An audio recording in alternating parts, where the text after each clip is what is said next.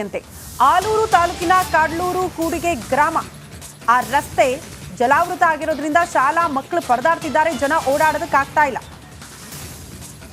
ಯಾವ ಮಟ್ಟಿಗಾಗಿತ್ತು ಅಂದ್ರೆ ನೂರಾರು ಅಡಿಯಷ್ಟು ರಸ್ತೆ ಕುಸಿತ ಆಗ್ಬಿಟ್ಟಿದೆ. ಅಷ್ಟು ಆಳಕ್ಕೆ ಜನ ಓಡಾಡಕ್ಕಾಗಲ್ಲ. ಯಾವುದೇ ಪರ್ಯಾಯ ವ್ಯವಸ್ಥೆ ಕೂಡ ಇಲ್ಲ ಅಂತೆ. ಮಕ್ಕಳು ಶಾಲೆಗೆ ಹೋಗಕ್ಕಾಗ್ತಾ ಇಲ್ಲ, ಜನ ಕೆಲ್ಸಕ್ಕೆ ಹೋಗಕ್ಕಾಗ್ತಾ ಇಲ್ಲ ಅನ್ನುವಂಥ ಪರದಾಟ. ನೋಡಿ ಮಳೆ ಅಬ್ಬರದಿಂದ ಯಾವ ರೀತಿ ಇದೆ ಪರಿಸ್ಥಿತಿ ಅಂತ. ನಿನ್ನೆ ಒಂದ್ ಕಡೆ ರಸ್ತೆ ಕುಸಿತದನ್ನ ಗಮನಿಸಿದ್ವಿ. ಈಗ ಮತ್ತೊಂದು ಕಡೆ ರಸ್ತೆ ಮೇಲೆ ನೀರು ಹರಿದು ಹೋಗ್ತಾ ಇರೋದ್ರಿಂದ ವಾಹನಗಳು ಕೂಡ ಓಡಾಡಕ್ಕಾಗಲ್ಲ. ಕಾರಣ ಅಷ್ಟು ನೀರಿನ ರಭಸ ಇದೆ.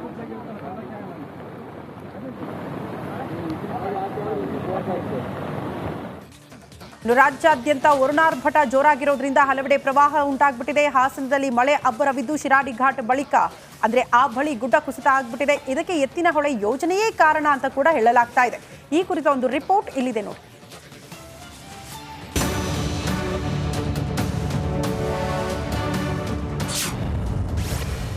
ಮಳೆ ಆರ್ಭಟಕ್ಕೆ ನಲುಗಿದ ಹಾಸನ. ಶಿರಾಡಿ ಘಾಟ್ ಸಂಚಾರ ಬಂದ್.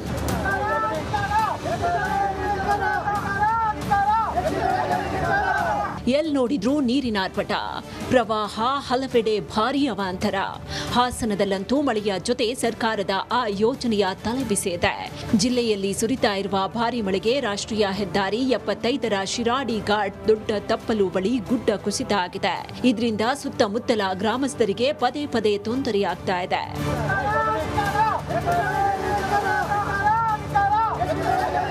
ಸರ್ಕಾರದ ಎತ್ತಿನಹೊಳೆ ಯೋಜನೆಯಿಂದ ಶಿರಾಡಿ ಘಾಟ್ ಬಳಿ ಗುಡ್ಡ ಕುಸಿದಿದ್ದು ಸಂಚಾರ ಸಂಪೂರ್ಣ ಬಂದ್ ಆಗಿದೆ. ಎತ್ತಿನಹೊಳೆ ಯೋಜನೆಯೇ ಹಲವಾರು ಹಳ್ಳಿಗಳಿಗೆ ಕಂಟಕ ಆಗಿದೆ. ಯೋಜನೆಯಿಂದಾಗಿ ಹಲವು ಮನೆಗಳಿಗೆ ಹಾನಿಯಾಗಿದ್ದು ರಸ್ತೆ ಸಂಚಾರಕ್ಕೆ ಮಾರ್ಗ ಇಲ್ಲದೆ ಗ್ರಾಮಸ್ಥರು ಪರದಾಡುವಂತಾಗಿದೆ.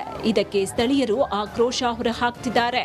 ನಾವು ನಮ್ಮ ರೋಡಿಗೋಸ್ಕರ ಜೈಲಿಗೆ ಹೋಗಕ್ಕೂ ಸಿದ್ಧ. ಅವ್ರ ಮೇಲಧಿಕಾರಿಗಳು ಬಂದು ನಮಗೆ ಇಲ್ಲೊಂದು ಸುತ್ತಮುತ್ತ 30 ಹಳ್ಳಿ ಸೇರುತ್ತೆ. 30 ಹಳ್ಳಿಯಿಂದ ನಮಗೆ ರೋಡ್ ಬೇಕು. ಶಾಲಾ ಮಕ್ಕಳಿಗೆ, ಆಸ್ಪತ್ರೆಗೆ ಹೋಗೋರಿಗೆ, ವೃದ್ಧರಿಗೆಲ್ಲ ತೊಂದರೆ ಆಗಿದೆ. ಹಾಗಾಗಿ ನಮಗೆ ಒಂದು ವಾರದೊಳಗೆ ತಾತ್ಕಾಲಿಕ ಸಿಮೆಂಟ್ ರೋಡ್ ಕೇಳ್ತಿಲ್ಲ. ಎಲ್ಲಿಗೆ ಪರಿಹಾರ ನೆಕ್ಸ್ಟ್ ಏನ್ ಮಾಡ್ತಾರೆ ಗೊತ್ತಿಲ್ಲ. ರೋಡ್ ಮಾಡ್ಕೊಡ್ಬೇಕು ಅಷ್ಟೇ. ನಮಗೆ ಯಾವುದೇ ರೋಡ್ ಇಲ್ಲ, ಸಂಪರ್ಕ ಕಡಿತ ಆಗಿದೆ. ನೀರಾವರಿ ತಜ್ಞ ಜಿಎಸ್ ಪರಮಶಿವಯ್ಯ ವರದಿ ಆಧರಿಸಿ ಸರ್ಕಾರ ಕೈಗೆತ್ತಿಕೊಂಡಿರುವ ಕುಡಿಯುವ ನೀರಿನ ಯೋಜನೆಯಾಗಿದೆ. ಸಕಲೇಶಪುರ ಆಸುಪಾಸಿನಲ್ಲಿ ಹರಿಯುವ ಎತ್ತಿನ ಹೊಳೆ, ಕಾಡುಮನೆ ಹೊಳೆ, ಹೊಂಡದ ಹೊಳೆ ಮತ್ತು ಕೇರಿ ಹೊಳೆ ಮೂಲಕ ನೀರನ್ನ ಸಂಗ್ರಹಿಸಲಾಗುತ್ತೆ. ಒಟ್ಟು 8 ಒಡ್ಡುಗಳನ್ನ ನಿರ್ಮಿಸಿ ಸಂಗ್ರಹಿಸಲಾದ ನೀರನ್ನ ಪೈಪ್ಲೈನ್ ಮೂಲಕ ಹರವನಹಳ್ಳಿ ಎಂಬ ಗ್ರಾಮದ ಬಳಿ ಸಂಗ್ರಹಿಸಲಾಗುತ್ತೆ. ಹೀಗೆ ಸಂಗ್ರಹಿಸುವ ನೀರನ್ನ ತುಮಕೂರು, ಚಿಕ್ಕಬಳ್ಳಾಪುರ, ಕೋಲಾರ, ಬೆಂಗಳೂರು ಗ್ರಾಮಾಂತರ, ರಾಮನಗರ ಜಿಲ್ಲೆಗಳಿಗೆ ಕುಡಿಯುವ ನೀರಿಗಾಗಿ ಬಳಸುವ ಬೃಹತ್ ಯೋಜನೆ ಇದಾಗಿದೆ. ಹೀಗಾಗಿ ದೊಡ್ಡ ತಪ್ಪಲು ಬಳಿ ಇದರ ಕಾಮಗಾರಿ ನಡೀತಾ ಇದ್ದು ಇದರಿಂದ ಅವಾಂತರಗಳಾಗ್ತಾ ಇದೆ ಅಂತ ಜನ ಆಕ್ರೋಶಗೊಂಡಿದ್ದಾರೆ. ಹೀಗಾಗಿ ಹಿರಿಯ ಅಧಿಕಾರಿಗಳ ಜೊತೆ ಚರ್ಚಿಸಿ ಕಾಮಗಾರಿ ಅರ್ಧಕ್ಕೆ ನಿಲ್ಲಿಸುವ ಕುರಿತು ಚರ್ಚಿಸಲಾಗುತ್ತೆ ಅಂತ ಅಧಿಕಾರಿಯೊಬ್ರು ಹೇಳಿದ್ದಾರೆ. ಮೇಲಧಿಕಾರಿ ತಿಳಿಸಿದ್ದೀವಿ, ನಮ್ಮ ಎತ್ತಿನಹೊಳೆ ಪೈಪ್ಲೈನ್ ಹತ್ರ ಈ ಥರ ಆಗಿದೆ ಅಂತ ಹೇಳಿ ಅವರು ಅದಕ್ಕೆ ಬಂದು ವಿಸಿಟ್ ಮಾಡ್ಕೊಂಡು ಹೋಗಿದ್ದಾರೆ. ಮತ್ತೊಮ್ಮೆ ಬರ್ತಾರೆ, ಅವ್ರು ಏನು ಕ್ರಮ ತಗೋಬೇಕು ಅಂತ ಹೇಳ್ತಾರೆ. ಎಕ್ಸಿಕ್ಯೂಟಿವ್ ಇಂಜಿನಿಯರ್ ಬರ್ತಾರೆ ಇಲ್ಲಿ. ಅವೈಜ್ಞಾನಿಕ ಎತ್ತಿನಹೊಳೆ ಕಾಮಗಾರಿಯಿಂದ ಈ ಎಲ್ಲ ಸಮಸ್ಯೆ ಎದುರಿಸಬೇಕಾಗಿದೆ ಅಂತ ಜನ ಆಕ್ರೋಶಗೊಂಡಿದ್ದಾರೆ. ಹೀಗಾಗಿ ಬೃಹತ್ ಪೈಪ್ ಅಳವಡಿಕೆಯಿಂದ ಸ್ಟಾಕ್ ವಾಟರ್ ರಿಲೀಸ್ ಮೂಲಕ ಮುಂದಾಗುವ ಅವಘಡ ತಪ್ಪಿಸೋದಕ್ಕೆ ಎತ್ತಿನಹೊಳೆ ಯೋಜನಾಧಿಕಾರಿಗಳು ಮುಂದಾಗಿದ್ದಾರೆ. ಆದರೆ ಮಳೆ ನಿಲ್ಲದೆ ಹೋದಲ್ಲಿ ಇನ್ನಷ್ಟು ಆಗ್ಬಿಟ್ಟಿದೆ. ಅಪಾಯದ ಮಟ್ಟದಲ್ಲಿ ನದಿಗಳು ತುಂಬಿ ಹರಿತಾ ಇದೆ. ಕ್ಷಣ ಕ್ಷಣಕ್ಕೂ ಏರಿಕೆ ಆಗ್ತಾ ಇದೆ ನೇತ್ರಾವತಿ ನದಿ ನೀರಿನ ಹರಿವು. ಬಂಟ್ವಾಳದ ಕಡುವಿನ ಬಾಗಿಲು ಬಳಿ 7 ಮನೆ ಜಲಾವೃತವಾಗಿದೆ ಅಂತೆ. ನದಿ ತೀರದ ಜನರಿಗೆ ಮನೆಗಳು ಕುಸಿಯುವ ಭೀತಿ ಆವರಿಸ್ಬಿಟ್ಟಿದೆ. ಹಾಗಾಗಿ ಸಹಜವಾಗಿ ಇಂಥ ಪರಿಸ್ಥಿತಿ ಬಂದಾಗ ಜಿಲ್ಲಾಡಳಿತನೇ ಅಲರ್ಟ್ ಆಗ್ಬಿಡುತ್ತೆ. ಅವ್ರಿಗೆ ಅಲರ್ಟ್ನೆಸ್ ಕೊಡ್ತಾರೆ, ನೀವು ಬೇರೆಡೆಗೆ ಶಿಫ್ಟ್ ಆಗಿ ಸುರಕ್ಷಿತ ಪ್ರದೇಶಗಳಿಗೆ ಹೊರಡಿ ಅಂತ. ಇಲ್ಲ, ಬಹುತೇಕ ಕಡೆ ಕಾಳಜಿ ಕೇಂದ್ರಗಳನ್ನ ತೆರೆಯುವ ಮೂಲಕ ಅವ್ರನ್ನ ಶಿಫ್ಟ್ ಮಾಡ್ತಾರೆ. ಸೊ ಅಂತ ಪರಿಸ್ಥಿತಿ ಕಾಣಿಸ್ತಾ ಇದೆ. ಕಾರಣ 7 ಮನೆ ಸಂಪೂರ್ಣ ಜಲಾವೃತ ಆಗಿದೆ. ಬಹುತೇಕ ಮನೆಗಳು ಕೂಡ ಈಗ ಕುಸಿಯುವ ಭೀತಿ ಇದೆ ಅಂತೆ. ದೃಶ್ಯ ನೋಡ್ತಾ ಇದ್ದೀವಿ, ಅರ್ಧಕ್ಕರ್ಧ ಮನೆ ಮುಳುಗಿರುವ ದೃಶ್ಯ. ಮತ್ತೊಂದು ಕಡೆ ನದಿಗಳು ಅಪಾಯದ ಮಟ್ಟ ಮೀರಿ ಹರಿತಾ ಇರೋದು.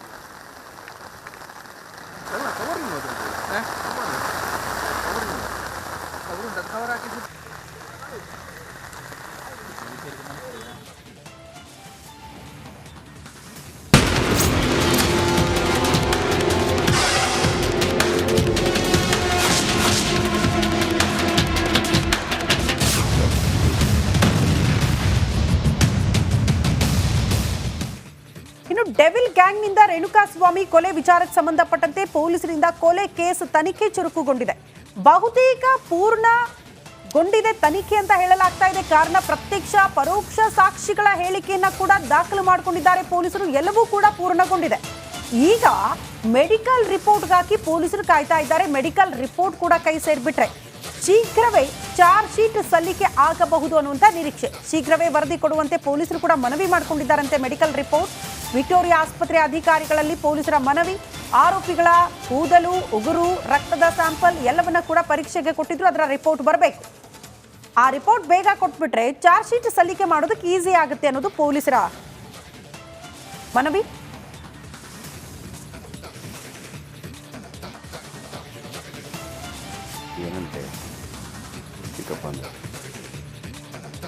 ನಟ ದರ್ಶನ್ ಮನೆ ಊಟ ಬೇಕು ಅಂತ ಗೋಗರಿತಿದ್ದಾರೆ. ಮೊದಲು ಹೈಕೋರ್ಟ್ಗೆ ಹೋದ್ರು, ನಂತರ ಮ್ಯಾಜಿಸ್ಟ್ರೇಟ್ ಕೋರ್ಟ್ಗೆ ಬಂದ್ರು. ಅಲ್ಲಿ ಅರ್ಜಿ ವಜಾ ಆಯ್ತು. ಈಗ ಹೈಕೋರ್ಟ್ ಮೆಟ್ಟಿಲೇರಿದ್ರು. ಬಟ್ ಈಗ ಸ್ವತಃ ನಟ ದರ್ಶನ್ ಅವರೇ ಒಂದು ಪತ್ರ ಬರೆದಿದ್ದಾರಂತೆ. ಇಲ್ಲ, ನನಗೆ ಮನೆ ಊಟ ಬೇಕು, ಯಾಕಾಗಬೇಕು ಅನ್ನೋದನ್ನ ಕಾರಣ ಕೂಡ ತಿಳಿಸಿದ್ದಾರಂತೆ. ಆ ಕುರಿತ ಒಂದು ರಿಪೋರ್ಟ್ ಇಲ್ಲಿದೆ ನೋಡಿ.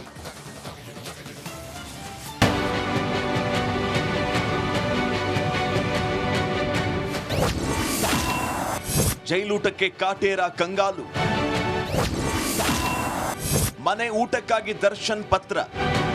ರೇಣುಕಸ್ವಾಮಿ ಕೊಲೆ ಕೇಸಲ್ಲಿ ಪರಪ್ಪನ ಅಗ್ರಹಾರ ಸೇರಿರೋ ಕಾಟೇರ ಕಂಗಾಲಾಗಿದ್ದಾನೆ. ಮನೆ ಊಟಕ್ಕಾಗಿ ಪದೇ ಪದೇ ಪರಿತಪಿಸುತ್ತಿದ್ದಾನೆ. ಒಂದೇ ಸಮನೆ ಮನೆ ಊಟವೇ ಬೇಕು ಅಂತ ದಾಸ ದುಂಬಾಲು ಬಿದ್ದಿದ್ದಾನೆ. ಮನೆ ಊಟವೇ ಬೇಕು ಅಂತ ಜೈಲಾಧಿಕಾರಿ ಮ್ಯಾಜಿಸ್ಟ್ರೇಟ್ ಕೋರ್ಟ್ಗೆ ದಾಸ ಪತ್ರ ಬರೆದಿದ್ದಾನೆ. ಪೌಷ್ಟಿಕಾಂಶದ ಊಟಕ್ಕಾಗಿ 3 ಪುಟಗಳ ಲೆಟರ್ ಅನ್ನ ದರ್ಶನ್ ಬರೆದು ಮನವಿಯನ್ನ ಮಾಡಿದ್ದಾನೆ. ಹಾಗಾದ್ರೆ ದರ್ಶನ್ ಬರೆದ ಪತ್ರದಲ್ಲಿ ಇರೋದೇನು ಅನ್ನೋದನ್ನ ನೋಡೋದಾದ್ರೆ, ಮುಖ್ಯ ವೈದ್ಯಾಧಿಕಾರಿಗಳು ಕೇಂದ್ರ ಕಾರಾಗೃಹ. ವಿಷಯ ಎಕ್ಸ್ಟ್ರಾ ಪ್ರೋಟೀನ್ ಡಯಟ್ ನೀಡುವ ಬಗ್ಗೆ. ಈ ಮೇಲ್ಕಂಡ ವಿಷಯಕ್ಕೆ ಸಂಬಂಧಪಟ್ಟಂತೆ ವಿಚಾರಣಾ ಬಂದಿ ಸಂಖ್ಯೆ 6106. ದರ್ಶನ್ ಎಸ್ ಆದ ನಾನು ಬೆಂಗಳೂರು ಕೇಂದ್ರ ಕಾರಾಗೃಹದಲ್ಲಿ ವಿಚಾರಣಾ ಬಂದಿಯಾಗಿರುತ್ತೇನೆ. ಕಳೆದ 3 ತಿಂಗಳ ಹಿಂದೆ ನನಗೆ ಮೂಳೆ ಸಂಬಂಧ ಶಸ್ತ್ರಚಿಕಿತ್ಸೆ ಆಗಿರುತ್ತೆ. ಹಾಗೂ ನಾನು ದಿನನಿತ್ಯ ಕೆಲಸದ ನಿಮಿತ್ತ ಕಸರತ್ತು ನಡೆಸ್ತಾ ಇದ್ದು ನನ್ನ ದೇಹಕ್ಕೆ ಪ್ರೋಟೀನ್ ಡಯಟ್ ಅವಶ್ಯಕತೆ ಇರುತ್ತೆ. ಕಾರಾಗೃಹಕ್ಕೆ ದಾಖಲಾದ ದಿನದಿಂದ ಕಾರಾಗೃಹದಲ್ಲಿ ನೀಡಿದ ಆಹಾರವನ್ನು ಸೇವಿಸುತ್ತಿದ್ದು ನನ್ನ ಆರೋಗ್ಯ ಮತ್ತು ದೇಹದ ಮೇಲೆ ವ್ಯತಿರಿಕ್ತ ಪರಿಣಾಮ ಬೀರುತ್ತಿದೆ. ನನ್ನ ದೈಹಿಕ ಆರೋಗ್ಯ ಕಾಪಾಡಿಕೊಳ್ಳಲು ಕಾರಾಗೃಹದಲ್ಲಿ ದೊರೆಯುವ ಆಹಾರದ ಜೊತೆ ಎಕ್ಸ್ಟ್ರಾ ಪ್ರೋಟೀನ್ ಡಯಟ್ ಇರುವ ಆಹಾರವನ್ನು ನೀಡಬೇಕಾಗಿ ಮಾನ್ಯರಲ್ಲಿ ಮನವಿ. ಜೈಲೂಟ ಸೇರ್ತಾ ಇಲ್ಲ ಅಂತ ಸಾರಥಿ ಮನೆ ಊಟ ಬೇಕು ಅಂತ ಪಟ್ಟು ಹಿಡಿದಿದ್ದಾನೆ. ತನ್ನದೇ ಹಸ್ತಾಕ್ಷರದ ಮೂಲಕ ಜೈಲಾಧಿಕಾರಿಗಳು ಹಾಗೂ ಮ್ಯಾಜಿಸ್ಟ್ರೇಟ್ಗೆ 3 ಪತ್ರಗಳನ್ನು ಬರೆದು ದಾಸ ಮನವಿಯನ್ನ ಮಾಡಿಕೊಂಡಿದ್ದಾನೆ. Crime bureau, republic Kannada.